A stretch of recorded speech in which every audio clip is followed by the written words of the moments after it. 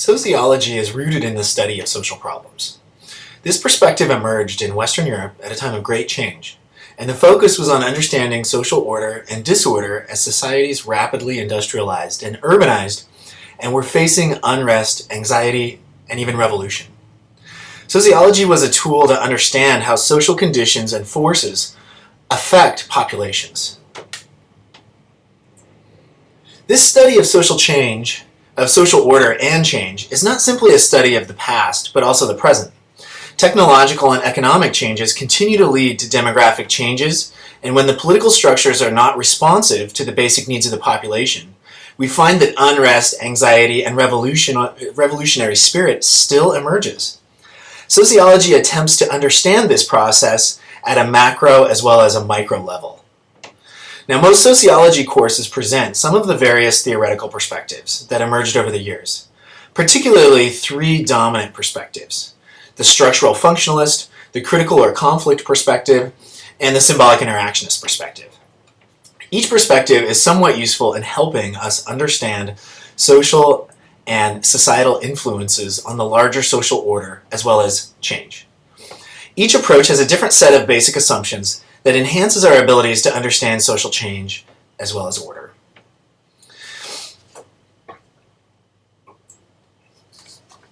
Most theories that are characterized as structural functionalist tend to rely on the assumption that dominant social institutions, or in other words, institutions like the economy, government, family, religion, education, are highly interdependent and hold complementary interests. Each serves a functional purpose in society. So, for example, order and stability within the family rely on a stable economy that provides reliable jobs. The family has the ability to flourish if there are jobs to provide wages that support family health and goods to meet needs. If there's a significant change in the organization of the economy, the family will likely be affected. Perhaps unemployment may lead to stress, anger, and divorce. We can imagine how religion may play an important role in trying to maintain stability in the family by providing spiritual resources and guidance in family planning and maintenance. Also, though considering the inverse relationship, we could see the function of the family in support of the economy by creating more workers and consumers for the future economy. So hopefully you can see the important focus on the functional interconnection of dominant social institutions and dominant patterns. We can think about this interconnection as a star. If the point of the star representing the economy gets small during times of recession, then the points of the star representing family or religion or even government may have to get bigger. Now, from this perspective, the dominant social institutions are assumed to provide and maintain social order, even if there is inequality built into it. It is assumed that if inequality does exist, well, it must serve some functional purpose in retaining order. For example, it can be argued that inequality of wages provides incentive to gain skills and may lead to greater productivity. Or strict gender roles within the family provide a functional framework to seemingly best organize and reproduce in society. Thus, it's argued that dominant social norms provide a clear sense of understanding and social purpose.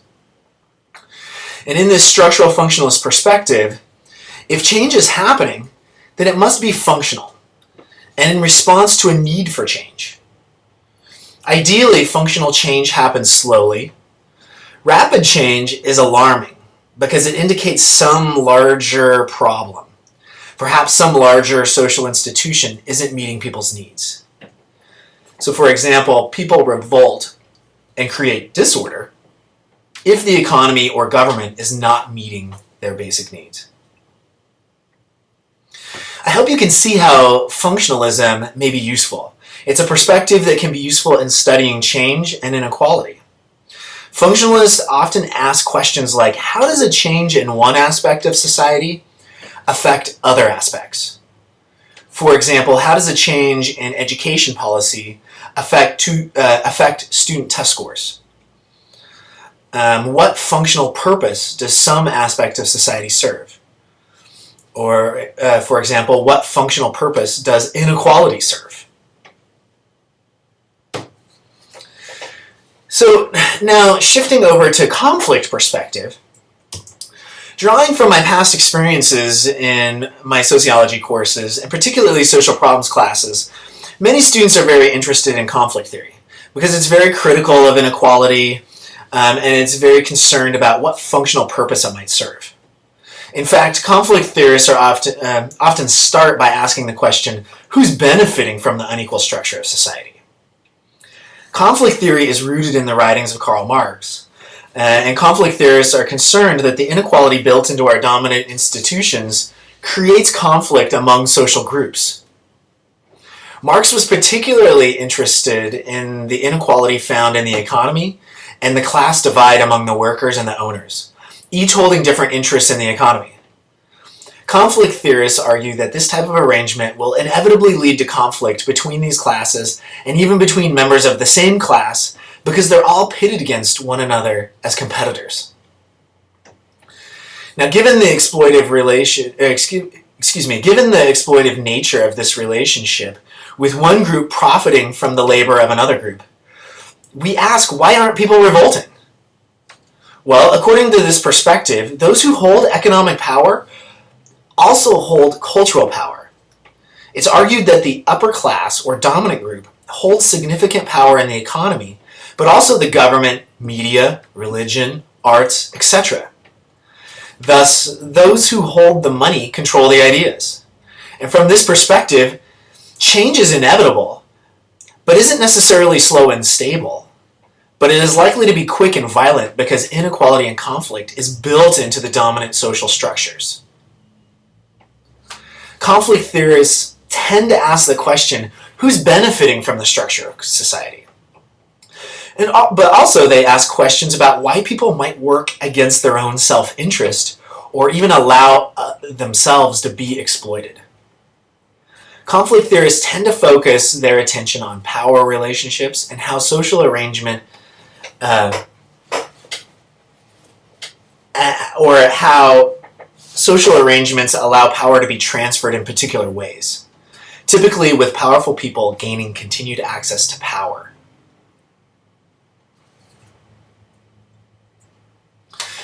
Now, symbolic interactionism is another important perspective and is very useful in helping us understand why people do what they do at the micro level. Theorists in this perspective tend to focus on interactions between people and how they utilize important social symbols in their interaction to communicate with one another. According to sociologists, social interaction is the basis of humanity. And in fact, humans wouldn't really survive without human interaction. We need it. An important part of what separates humans from other biological creatures is about our ability to have a sense of culture. Or in other words, language, values, beliefs, norms, etc. that gives us meaning and a way to communicate with one another. Symbolic interactionists examine this human interaction and consider the process through which we construct a sense of meaningful reality that shapes what we do and why we do it. Symbolic interactionists often focus their attention on cultural forces in our social interactions. They may study things like how a label or a social value or a social norm may affect how we feel about ourselves and what we'll do.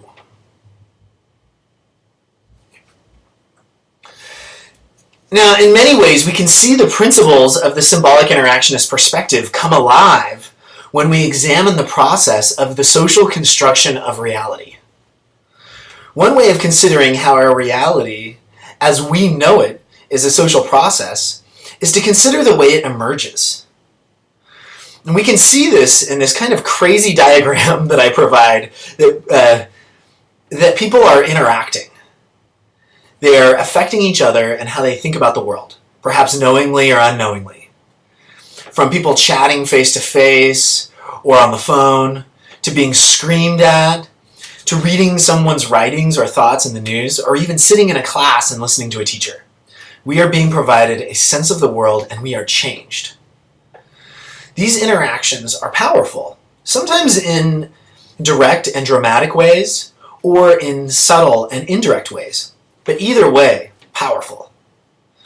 In any case, these interactions shape how we think we should behave, what we think is good or bad, or in other words, our values, what we fear, and even what we think the rules are, thus providing us with a framework of society itself.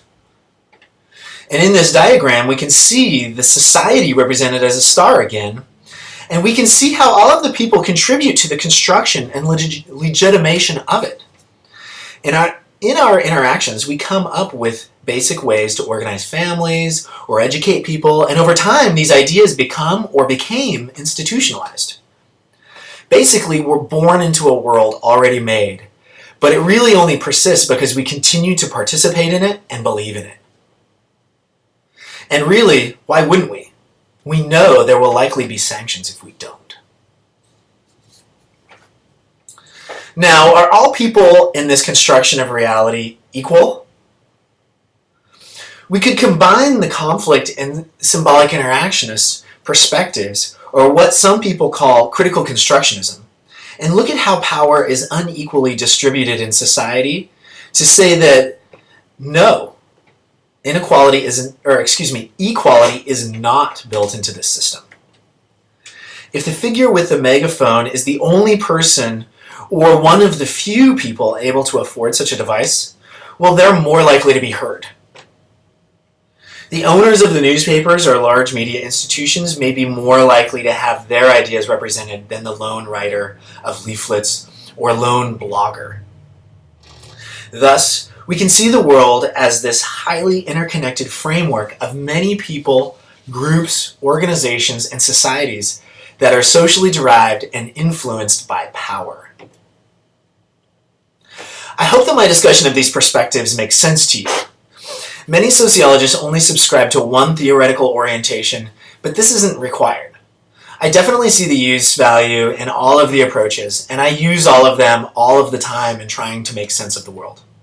I definitely encourage taking multiple perspectives in this world because it allows us to be a more critical consumer of information.